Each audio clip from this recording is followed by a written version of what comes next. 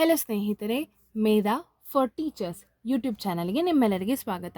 ಇವತ್ತಿನ ತರಗತಿಯಲ್ಲಿ ನಾವು ಗಣಿತದ ಕೆಲವು ಬೇಸಿಕ್ಸನ್ನು ನೋಡೋಣ. ಈಗ ಈ ರೀತಿ ಇದ್ದರೆ x plus x plus x ಎಂದಿದ್ದಾಗ ಪ್ಲಸ್ ಇದ್ದಾಗ ನಾವೇನು ಮಾಡಬೇಕಂತ ಹೇಳಿದರೆ ಕೂಡಿಸಬೇಕು. ಎಕ್ಸ್ ಒಂದು ಎಕ್ಸ್, ಇದು ಎರಡನೇ ಎಕ್ಸ್, ಮೂರನೇ ಎಕ್ಸ್, ನಾಲ್ಕನೇ ಎಕ್ಸ್. ಹಾಗಾದರೆ ಉತ್ತರ 4x ಆಗ್ತದೆ. ಅದೇ ರೀತಿ ಎರಡು ಉದಾಹರಣೆ ನೋಡಿ. 2x plus 3x, 2x plus 3x ಎಷ್ಟಾಗ್ತದೆ? ಕೂಡಿಸಿ ನೋಡೋಣ. 2 ಪ್ಲಸ್ 3 5 ಆಗ್ತದೆ. 5x ಇದೆ. ಇಲ್ಲಿ ನೋಡಿ, ಗುಣಿಸು ಇದ್ದಾಗ ಏನು ಮಾಡಬೇಕಂತ ಹೇಳಿದರೆ ಇಲ್ಲಿ 1 1 1 1 1 ಇದನ್ನೆಲ್ಲವನ್ನು ಕೂಡಿಸಬೇಕು. ಮತ್ತು ಉತ್ತರದಲ್ಲಿ ಇದು ಎಕ್ಸ್, ಎಷ್ಟು ಎಕ್ಸ್ಗಳಿವೆ? 1 2 3 4 5.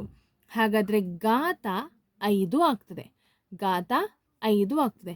ಇದಕ್ಕೆ ಉತ್ತರ ಎಷ್ಟು ಅಂತ ಹೇಳ್ಬೋದಾ? 2x ಗುಣಿಸು 3x ಗುಣಿಸು 4x.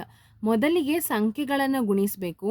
2 3 6 ಗುಣಿಸಬೇಕು.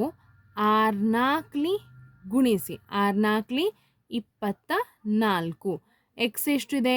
1 2 3. ಇದನ್ನು ಏನು ಮಾಡಬೇಕು? ನಾವು ಕೂಡಿಸಬೇಕು. ಇಲ್ಲಿ ಕೂಡಿಸುವುದು.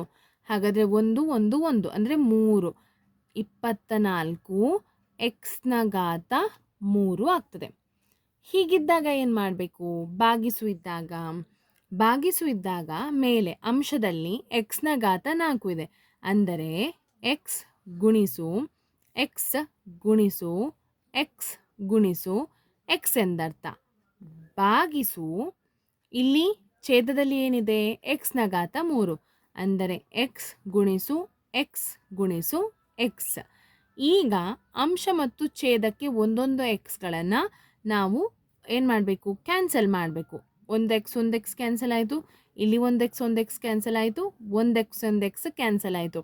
ಎಷ್ಟು ಉಳಿದಿದೆ? ಎಕ್ಸ್ ಉಳಿದಿದೆ.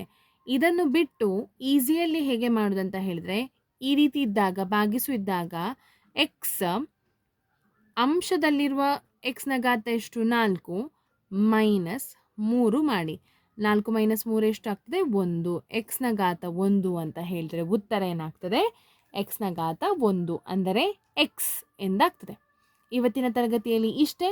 ವಿಡಿಯೋ ಇಷ್ಟ ಆಗಿದ್ರೆ ಲೈಕ್ ಮಾಡಿ, ಶೇರ್ ಮಾಡಿ ಮತ್ತು ಚಾನಲನ್ನು ಸಬ್ಸ್ಕ್ರೈಬ್ ಮಾಡಿ.